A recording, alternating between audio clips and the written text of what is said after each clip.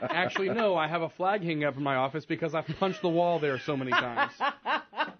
Knuckle busters. Do you have a voodoo doll of me? I'm just curious. No. I don't have a voodoo doll of you. I have one of those Komen busts. I keep your face on.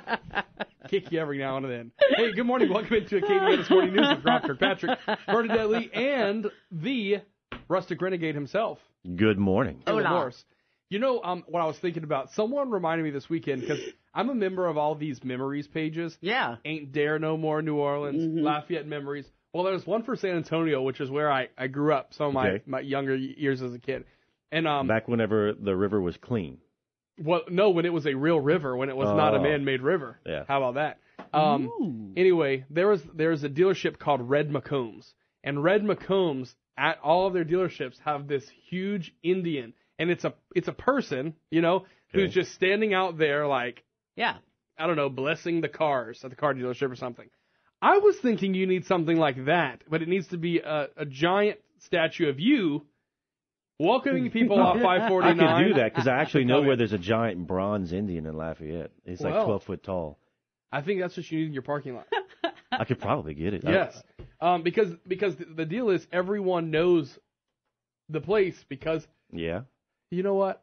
I have to check that because I'm questioning myself. No, that's big text. Never mind. Okay. I was wondering maybe it was just a person, or was it just a man, or was it an Indian? See, and I could do instead of a large, Indian, I could do like a large gun, like a large firearm. Yeah, someone would be offended. I think. Well, it would have to be someone flying overhead. Isn't the Indian going to offend someone? Isn't that politically incorrect? No, I'm part Cherokee. Yes. Are you really? Yeah. Cool. It's a minority-owned business here. Okay, good. Boom, just like that, I make it okay. You just got a brand new tax form to fill out. Okay, so we're excited about the Rustic Renegade because we've been talking about how cool the stuff is going to be inside because it's going to be like things like you can't buy anywhere else. This isn't going to be your regular furniture store. Not at all. It's like the place where man caves go to be born.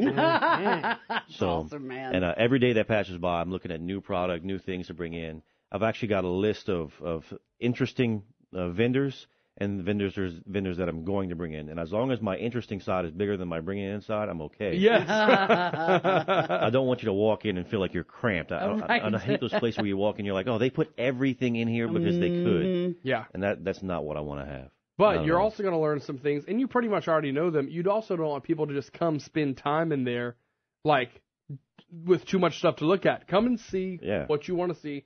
Take something home. That's the goal. Tell me about the art, because I know you have some cool local artists. So I've got some local artists doing oil paintings. I've also got some that are doing sculptures. We're trying to figure those out and figure out what designs we want to go with. I've got an airbrush artist that we're working with. I'm hoping to get like a life-size George Washington painting inside. Awesome. I think that would be phenomenal. That's fun. So we're working on some life-size George Washingtons. We're looking at doing Teddy Roosevelt, having that in there. I want like his bull moose speech one, where he's pulling the blood off of his chest. I think that'd be beautiful. The oil paintings, everything else, because I've got a weird sense of humor and all too. We've got an artist that's doing some Heath Ledger Joker themed art. Yep. So with the purples and the greens and everything else, so nice. It's gonna pop. A little sinister on the side too.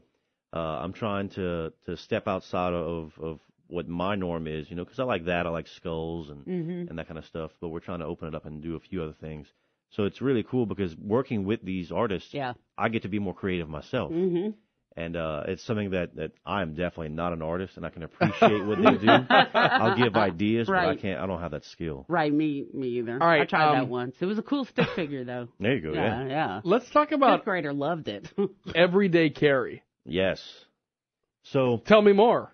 You hear it called EDC now, which stands for everyday carry, and it's pretty much, hey, what do I need for my life or my activities today that I have on me? It's like, the Boy Scouts, always prepared. So this is, let's always be prepared and have on us what we need. Now, the problem we're running into, or that I find, is people are trying to carry everything. I mean, I'm not Batman. I don't need to have a belt with 10,000 things in it. But it's having the essentials. Hey, I'm going to do this today, or I'm going to the park. What do I need to have on me? I can just carry in my person. So for like my basic everyday carry is naturally my firearm, my wallet, a cell phone, a flashlight, and a knife. That's my basic that I'm going to carry. But depending on what I'm going to do, I'm going to add a few things in there. And there's so many websites that sell product and so many websites that guide you to this. There are articles and magazines that guide you, but you just have to figure out what are you going for. Mm-hmm. And the thing that I like about this is finding good heirloom quality products. You know, a good pocket knife that's going to last you for a long time. Because what people don't think about is if you're going to have this stuff in your pockets, you're going to carry around with you, you are literally risking your life on what you carry with you. You know, if you get in a wreck, can you cut that seatbelt with that pocket knife to get out? You know, so you need to make sure it's sharp, make sure you maintain it. Mm-hmm. You know, if you're going to carry a backup lighter in case you're going camping or in the woods or anything, you need to be life depends on that. Mm-hmm. You know, having a good cell phone that's properly charged, everything else, having you know, a small fishing kit or anything else for that's camping. What I was other thinking things. of. Yeah, you know, I have a carry kit in my truck for when I go out in the woods, when I go hunting and everything else, and then I have it to keep on my person. You know, that way, because you want to build up that muscle memory to where you're comfortable with it and you can utilize that tool to the best of your capabilities.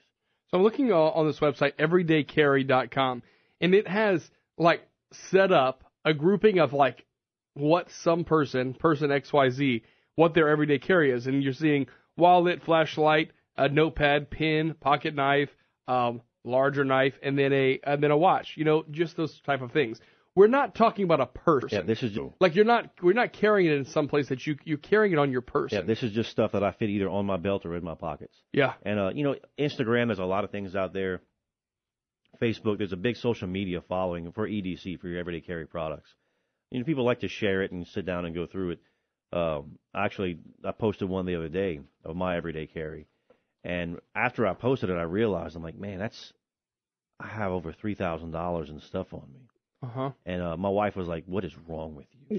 Yeah. So, you know, some people go a little overboard with it. Yeah. And you don't have to carry that much worth of product on you. You can be, you know, $50 worth of stuff. Yes. You can find a good pocket knife, or even at a flea market, find a really good pocket knife that's going to last you generations. Yes.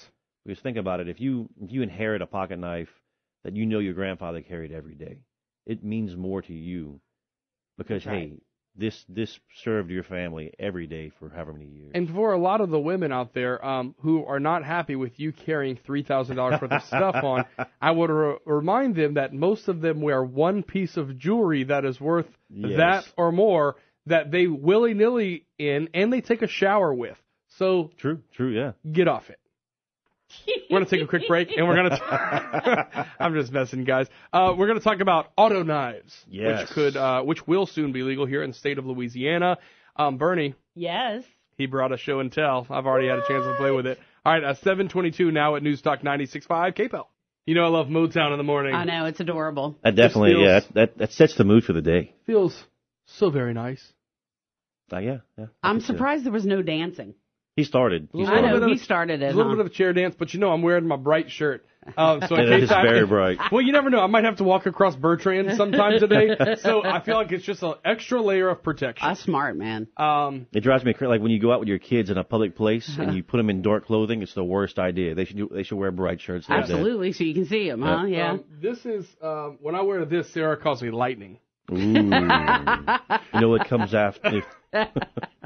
Never mind. Let's not talk about the thunder. She's not usually happy when that happens. Oh. All right, so let's talk about auto knives because there is some new legislation that will make these more available, and you actually brought one. Yes. That you have here. I'm going to take a picture of it before you leave so we can post it on our website. But talk about the legislation and how that works.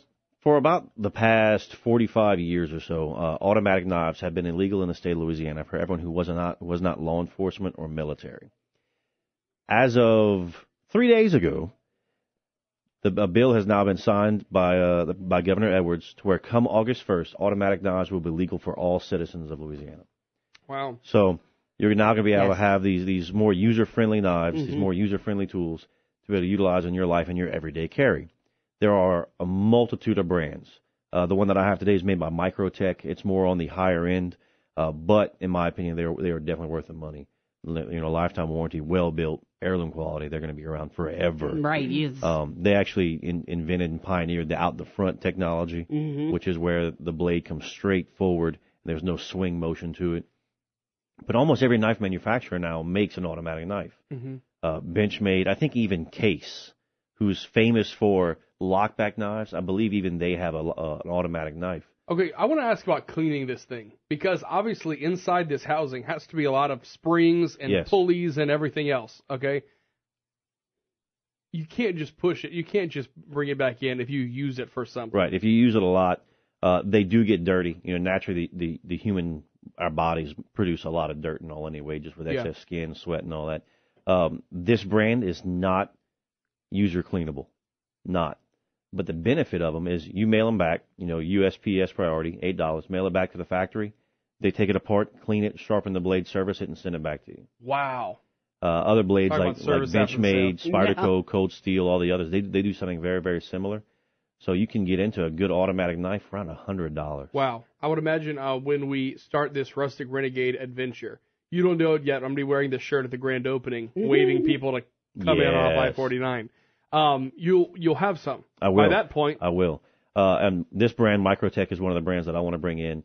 They are very, very innovative. They only make three basic designs of knives, but the blades change on each one. So if you want a serrated blade, they have a blade for you. If you want a straight edge blade, they have one for you. A tan toe tip, they have one for you.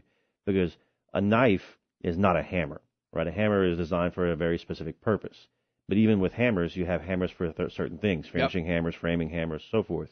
With knives, you have different purposes and different edges of the blade. The belly's longer, shorter. You have a different curvature for skinning than you do for stabbing or slashing. That's why a good everyday pocket knife should be a simple straight edge, in my opinion. I don't like serrations. But a simple straight edge that you can use for a multitude of different options. Usually Amazon boxes. There you go. Most commonly in my house. Most common, Amazon boxes, tape, cardboard, that kind of thing. Yeah. And you want to get a good hard steel for something like that. Because cutting cardboard with it is the worst thing you can do with a knife because of the way it's designed and the way that cardboard drags on it. So then having a good sharpener goes along with it too. But a good straight edge normally does that perfectly fine. Caleb Morse, the Rustic Renegade, coming soon to I-49. Can we still call it? It's probably pretty much Lafayette. Yeah, this one is actually like all the way in Lafayette. Yeah, not Lafayette Crow. Yeah. All right. We'll be talking, of course, with you more and more about it as we get closer and closer to the grand opening. Caleb Morse, thanks for coming by. Y'all have a wonderful weekend. We will do our best. All right, 7:29. Bernie has news, weather, and traffic coming up just about a minute away.